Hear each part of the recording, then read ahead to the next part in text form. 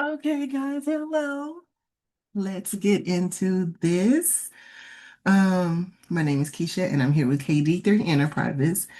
As promised, we are going to go over the future of funding today. And this has to do with the one big beautiful bill, how it affects funding across multiple industries, and what you can do to be ready and benefit from the new bill being put into place. So, as we go through, you will see um, what this looks like. So, what's new in philanthropy, who this benefits, what funding areas we are watching, examples of new opportunities, what funders want to see, internal structures you need, align and get ready, what common mistakes we need to avoid, and then how do you actually win with these opportunities. So before we get started, I do want to just go over a few numbers that we have that are now open. So the biggest change has been $100 billion, which has been available for border security, defense manufacturing, rural health, and then we have an additional 30 billion that is for national security, technology, and industrial base. Everything else is pretty much the same. You still have funding for different areas, which is what we're going to get into now. So, major funders are prioritizing economic mobility, equity, and local impact.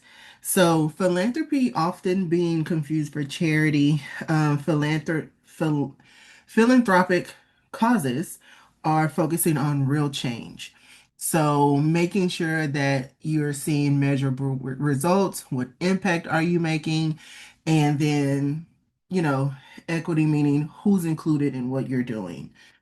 Corporate donors are increasing their multi-year commitments, but as previously stated, they want to see measurable results, and we will visit that in the next slide. Government grants are expanding for small businesses, workforce development, and community revitalization. So those are some areas that, a lot of people are looking for it, and we're going to go a little bit deeper into these three before we go to the next slide. So, economic mobility means just helping people move up the income ladder, improving their long-term financial stability. Sometimes in grants, this includes like programs that create better paying jobs, entrepreneurship pathways, education, or training that help families, individuals break that cycle of poverty that they're currently in. So, if you are helping with resources, education, access to jobs, then you are creating in that economic mobility field. Equity means like ensuring fairness, access to opportunities for those that are historically underserved or marginalized in the community. So, about addressing those systemic barriers that we see certain groups um, are stopped by that prevent them from thriving. So it should say who is being affected, who it benefits, how you are removing those barriers, and then how your outcomes will close those gaps. Local impact, of course, is about showing that tangible positive change within your community or region. So, if you are in Texas, what are you doing to impact Texas? What are you doing to impact your county that you're in? What are you doing to impact your city that you're in? And even in your city, you can go a little bit deeper. And then, what specific neighborhood in your city are you impacting? So, this has levels to it that you are able to benefit from when you are applying for funding. Okay, so let's go to the next slide. And on this slide, we have examples of grants that you will see that benefit that you're able to apply for those areas. So as we said that, it's benefiting small businesses. So you have the Small Business Innovation Research program here. And then you have your workforce development. So the U.S. Department of Labor, they have grants for every It's nationwide, so it's all across. Again, it's federal funding that has been affected, so that's what we're pretty much covering today. Yes, you have local, yes, you have corporate, you have all these different places, but the bill has really went into effect to change the way federal funding is shared. So these are some examples of what that looks like in those areas. And then your community revitalization, which is going to be your CDBG grants, your community development block grant, which is specific to like counties. So per state, per county, you have funds available to do revitalization projects. As we move on, who is benefiting from these changes? So nonprofits, which is becoming, you're having access to more funding for community impact partnerships and operational stability. For profits, access to innovation grants, workforce upskilling, and impact investing. And then you have your hybrid models, which will be your social enterprises, B Corps, kind of small business. Small business can fall under for-profit or a hybrid model, just depending on your structure. And we'll talk about that later. And it can benefit from both sectors. So that's what it's basically saying. It depends on how you're set up. Now, areas to watch would be your equity and inclusion initiatives. And I would be careful with this because we just did roll back on DEI. So there is not much funding that is specific to this. However, if you were paying attention earlier, you would know that the equity is being made to include fairness and opportunities for historically underserved and marginalized communities. So, not talking about race specifically, but if you pull your data from your county for that specific city or whatever area it is that you're serving, you will see who has, made maybe less than that poverty line in income. So you can really focus on the area, which gives you more reach than if you were just focusing on race or gender or something like that. So being sure that you understand and you study the definition of this equity and inclusion, then you have a better opportunity of actually getting access to those funds without getting denied. Workforce and development and training, we went over that. Small business resilience, climate solution and sustainability, and then community-based infrastructure, which is again, your community development block grants that you have and different things there. So, new opportunities. What does this mean? Um, Federal and state small business grants targeting underserved owners. If you are not registered as a small business in the SBA under that forum, under that platform, make sure you are. Make sure you are signed up for Hub, which is a highly underutilized business. If you are woman owned, if you are Black owned, if you are indigenous, if you are anything that qualifies under that underserved owner, make sure you are registered. It is not enough just to say that, that is who you are. Have that in that registration because it also gives you access to additional opportunities other than just if you go search and Google for different ones. Foundations launching challenge grants and matching funds for partnerships. So what this means is that come through with something. Prove that the work is being done. Who are you already partnered with? What do you already have to say? Hey, we have this many volunteers that can go out and do this if you give us X amount of money. We already have raised X amount of money. If you match this, then we'll be able to do A, B, and C. Making sure that you are already doing the work with little to nothing, or even if you're taking the initiative to go out and raise things on your own, puts you a step ahead of those who are just going out and just asking from level zero.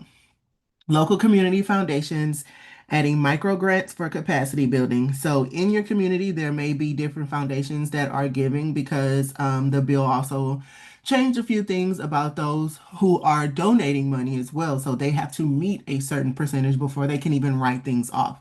So this gives you a higher threshold and more foundations that are trying to give money so they can meet their tax cuts as well. So micro grants are anywhere from $500 to $5,000, which is still life-changing money if you have something that you're doing, okay? Now, what funders want to see? They want to see a clear mission and measurable outcomes. They don't, what just anything idea. Sometimes it is, but that's a different type of grant. That's not what we're focusing on in this specific presentation. We can touch on that later, but we're going to go into a little bit more detail on this one in the next slide. But making sure you have a clear mission and measurable outcomes. So, what is your ultimate goal? Strong financial management. Can you manage what you already have? Evidence of collaboration and community impact. So, what results are you already producing? What impact have you made in the community? Who are you working with? Who knows you in the community? What information or resources have you brought to your community since your inception? Storytelling that connects the project to bigger social needs. Everybody has a story. So you tell yours. How does it fit with your mission? How does it fit with your purpose? What have you learned through that story, through your history, and how you can impact those bigger social needs than, from what you've just been creating currently? So again, we're going to focus on this mission and outcome example. So a clear mission statement. The biggest thing for that is to make sure that you are including what it is that you stand for in the most clear and concise statement. You don't want a paragraph for your mission statement. So I put an example for someone who serves the homeless. Every city around the United States suffers from homelessness. And I think this would be a good example for you to see how to structure and kind of set up what your mission could be. So this one simply states that our mission is to provide safe shelter, supportive services, and pathways to permanent housing for individuals and families experiencing homelessness with a focus on restoring dignity, stability, and long-term self-sufficiency. So in this mission, you're covering almost all areas. So you're looking for housing for them. You're going to be giving them resources. You're going to be giving them counseling services. Just different things that you can gather from this with the supportive services, opportunities to restore their dignity, stability, so job opportunities, which is what you will go into in more detail as you go into those measurable outcomes. So, whatever program that it is that you're offering, um, you have to have something in place to be able to measure these. So, when you have something to measure, you want to make sure that there's a number or some sort of quantitative data that you can keep track of. So through this program, it says provide emergency shelter and case management to at least 300 individuals annually. So that's your goal. You want to serve at least 300 people. Transition at least 65 of those people into permanent housing within 6 months. So within serving them, you want to have at least 200 or close to 200 people in permanent housing within that 6 months of them entering your program, and then ensure that 80% of those families maintain stable housing for at least 12 months post exit through ongoing support, job placement assistance, and wraparound services. This is another piece to what we discussed earlier. This is where you can partner with your community, partner with the workforce, partner with different jobs who hire right out of, different difficult situations, helping people get their IDs together and different things like that. So making sure you have a plan is going to position you to be able to get that funding and also be ready for when you get it in. You know exactly where it's going. You know exactly how to discuss and tell what you will do with each, at least every red cent that you receive. Okay, so internal structures, what we discussed earlier, making sure that you are set up, that you're ready for what it is that you're applying for. So making sure that you have updated bylaws and board structure for your nonprofits. I will give you this tip, and it is in my ebook if you want to purchase. We go extremely into detail on structure because if you don't have structure, your whole business will fall the bottom out no matter how much funding you have. So, making sure that you are following your bylaws and your board structure, especially if you are a nonprofit. You cannot make decisions on your own without consulting your board. Everything must be documented. everything, meetings, notes, votes. Because at the end, when you do your reporting, the only way you will not get penalized is if you have that information. So being active and being very in tune with what you're doing is important, especially as a nonprofit. And for your for-profits or your small business, have a well-defined business plan and financials. So your income statement, your expense sheet, um, all of the the properties or things that you have. What is your business plan? So how did you go from zero to what is your ultimate goal you're trying to raise? How will you get there? What's the plan once you get there? Where does everything really trickle down into? You need an accountant. Who's your tax professional? I suggest that you maybe find someone who can maybe donate or give a discount, someone very professional who that is their passion to focus on. QuickBooks is a good place to start, especially if you're anywhere from year one to year three in your business. But as you grow, you want to get something that's more detailed and more structured for the growth that you are projecting. Documented programs or services with goals and impact measures. We just went over that in that previous slide. So making sure that you have the programs lined up, what services you have, and it has to be very detailed with goals and how you're going to measure those impacts. Qualitative and quantitative data. And then strong grant management process, compliance and reporting. Again, grab that ebook from KD3 from us. We go into detail for what that looks like. What do you need? We even touch on what the IRS really looks for at the end of your fiscal years. And then also specific to each grant that you receive, you're going to have special reporting to do as well.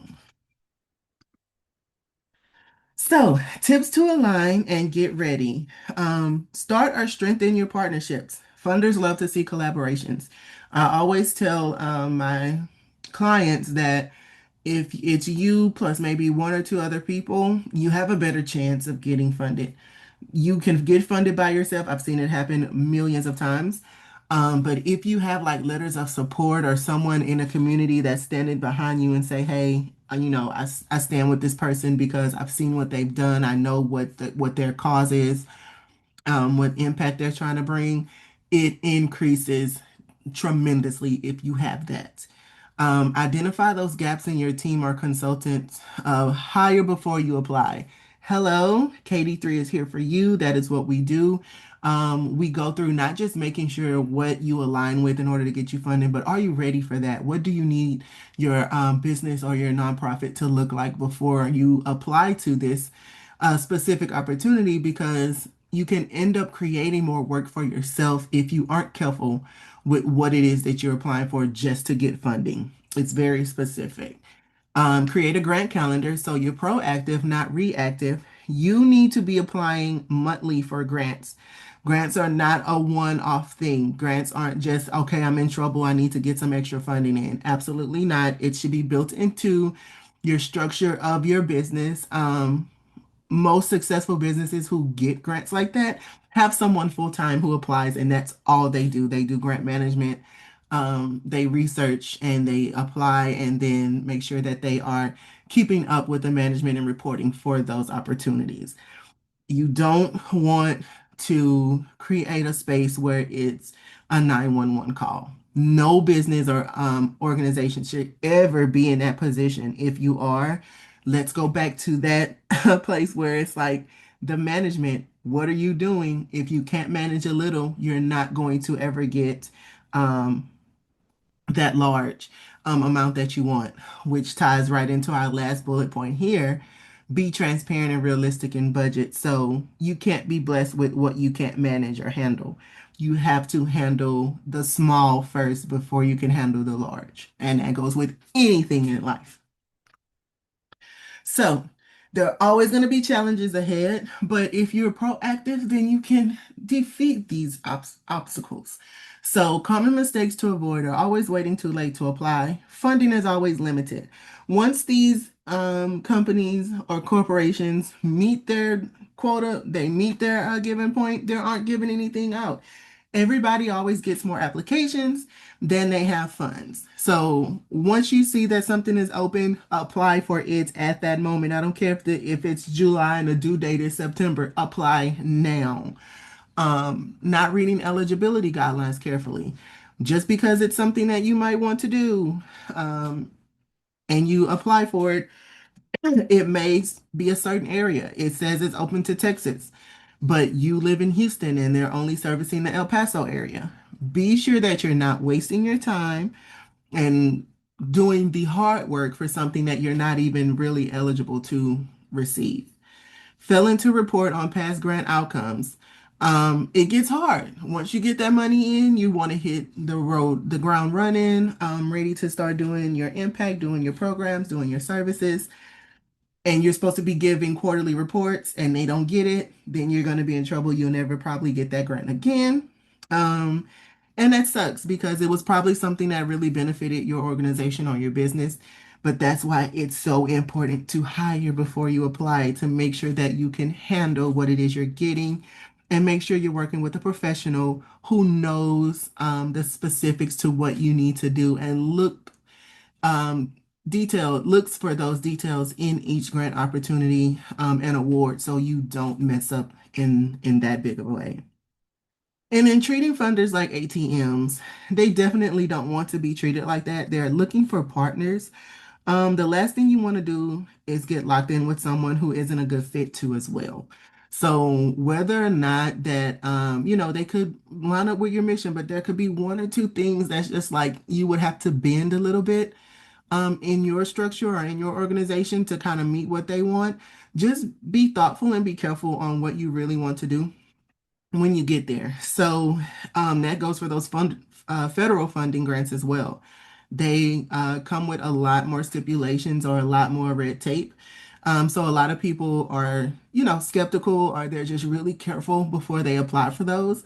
So again, do your research, make sure you hire a professional to go over those details with you, to make sure it is a good fit and you're just not in a desperate situation to want that funding, and then just end up in something you're locked in for a year or two and it's like the worst thing. So let's win together. You can book a free 30-minute consultation with KD3 Enterprises. Get a funding readiness checklist. If you drop your email in the comments, we can get that over to you so you can make sure that you're ready. And then join our upcoming grant readiness workshops. There will be some virtual, some in person too as well. So if you are in any region in the North America or United States, then just keep up with us, and we will let you know what is coming up so you can get more information like this and then go deeper into each category, and multiple categories because this is a world within itself. Thank you for your time. If you have any questions, drop them in the comments. Feel free to DM me. Follow me on all social media, KD3 Enterprises, Instagram, Keisha Hester on Facebook, and I look forward to connecting with you and winning all 2025 and beyond. Thanks, guys, and have a wonderful, wonderful evening.